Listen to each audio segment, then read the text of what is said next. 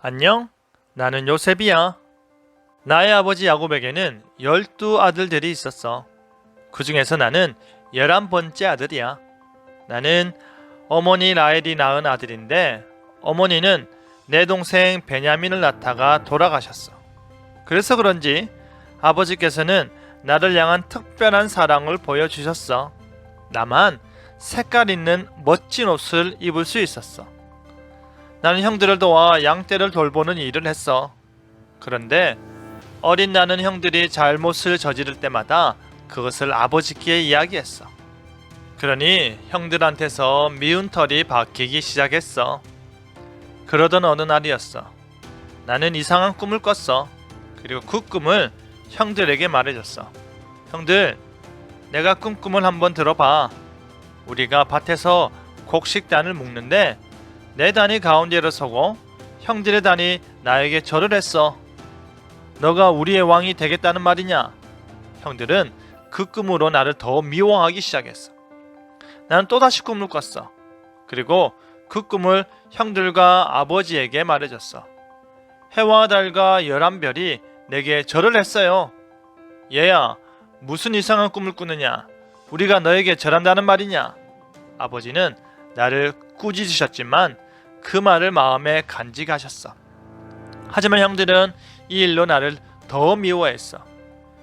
한 번은 형들이 세겜에서 양떼를 칠 때 아버지께서 형들이 잘 지냈는지 보고 오라고 했어. 나는 집에서 멀리 떨어진 곳이지만 아버지께 순종하여 형들에게로 향했어. 그리고 마침내 나는 멀리서나마 형들이 있는 곳을 보았어. 형들도 나를 보고선 이렇게 말했어.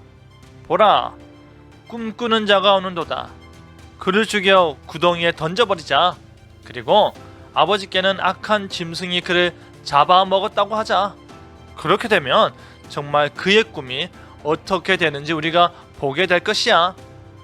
내가 형들에게 가까이 갔을 때 형들은 나의 옷을 벗기고 나를 마른 우물에 던져 가둬버렸어.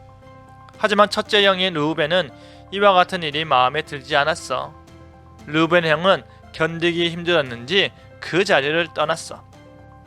이윽고 애굽으로 내려가는 상인이 지나갔어. 그때 유다 형이 말했어. 우리가 우리 동생을 죽여서 얻는 게 뭐냐?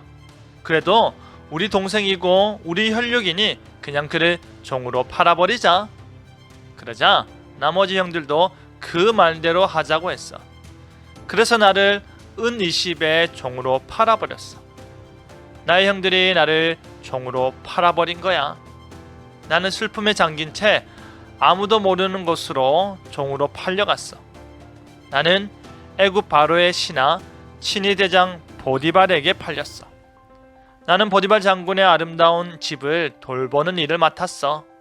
나는 하나님 앞에서 열심히 살았고 하나님께서는 나와 함께 하셨어. 그러던 어느 날이었어. 보디발의 아내가 나를 불렀어. 그녀는 나를 유혹했어. 나는 그녀에게 단호하게 말했어. 여주인님, 보디발 장군께서는 제게 모든 것을 맡기셨습니다. 단 금한 것이 있다면 여주인님입니다. 제가 어떻게 이 큰 악을 행하여 하나님께 죄를 짓겠습니까?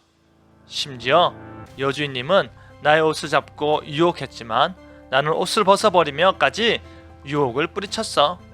그런데 화가 난 여주인님은 소리를 질렀어.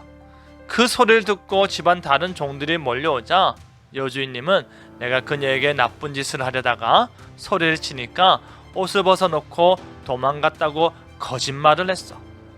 보디발 장군은 자신의 아내의 말을 듣고 화가 나 나를 감옥에 가뒀어. 나는 억울했지만 힘이 없는 종에 지나지 않았기 때문에 어쩔 수가 없었어. 나는 형들에게 이어 보디발 장군의 아내로 인해서 나의 아름다운 외투와 자유를 잃어버리게 되었어. 그래도 나는 낙담하지 않았어. 하나님께서 나와 함께 하실 것이기 때문이야. 나는 이제 감옥에 갇힌 죄수가 되었어. 나는 감옥에서도 모범적으로 생활했어. 그리고 이곳에서도 하나님께서 나에게 복을 주셨어. 하나님께서 나에게 은혜를 더하셨고 간수장에게도 은혜를 받게 하셨어. 그래서 간수장이 옥중 죄수를 다 나의 손에 맡겼어. 하나님께서 나와 함께 하셔서 모든 일이 너무나도 잘 되었어. 한 번은 왕의 두 관원이 투옥되었어. 한 명은 떡 굽는 관원장이었고 다른 한 명은 술 맡은 관원장이었어. 그런데 이 둘이 하루는 이상한 꿈을 꾼 뒤 근심 가득한 표정을 하고 있었어. 왜냐하면 그 꿈이 도통 뭔지 알 수가 없었기 때문이야. 나는 그 꿈의 해석은 하나님께 있으니 말해보라고 했어. 그러자 술 맡은 관원이 말했어. 내가 꿈에 보니 세 가지를 가진 포도나무가 있는데 포도송이 세 송이가 맺혀 있었어.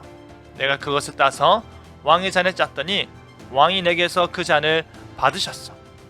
아, 그 세 가지는 사흘입니다. 3일 후에 다시 궁정으로 돌아갈 것입니다. 이어서 나는 술 맡은 관원장에게 부탁의 말을 전했어. 만약 당신이 잘 되시면 나를 생각하시고 은혜를 베풀어 주세요. 나는 옥에 갇힐 일을 하지 않았으니 나를 이 감옥에서 건져주세요. 이제는 떡 굽는 관원장이 자신의 꿈을 말했어. 흰떡 세 강주리가 내 머리에 있었어. 그 맨 윗강주리에는 바로를 위하여 만든 각종 구운 음식이 있는데 새들이 내 머리의 강주리에서 그것을 먹었어. 그런데 이 꿈은 술 맡은 관원장의 해석과는 달랐어. 새 바구니는 사흘을 의미합니다.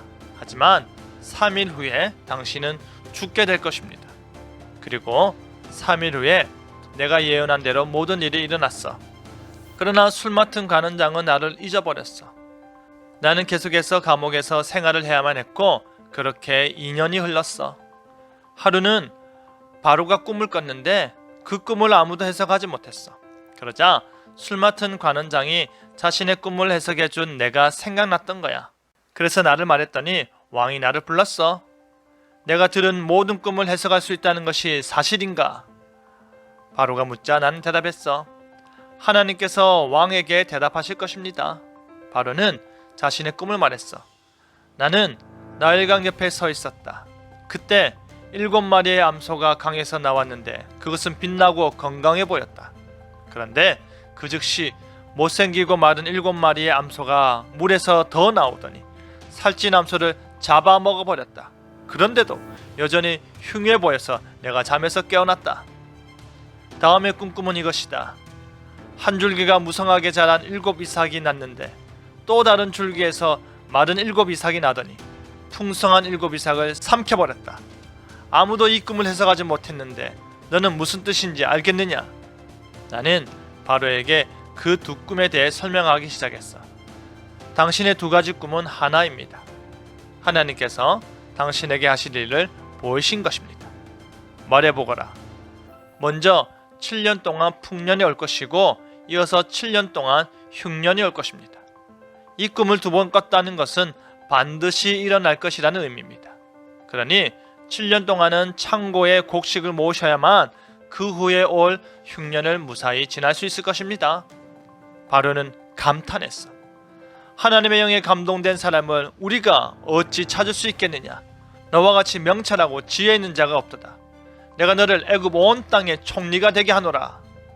나는 그렇게 하루아침에 히브리 제수에서 애굽의 총리가 되었어. 아침에는 제수로서 감옥에 있었는데 저녁에는 총리로서 궁중에 있게 되었어. 나는 하나님께서 보여주신 꿈으로 인해 형들에게 종으로 팔리는 신세가 되었고 하나님께서 꿈을 해석해 주심으로 인해 애굽의 총리가 되어 사람들을 돕고 구원하는 존재가 되었어. 꿈을 통해 나는 지금 이 자리에 있게 되었어. 이것이 꿈의 사람인 나의 이야기야. 나는 요셉이야. 안녕.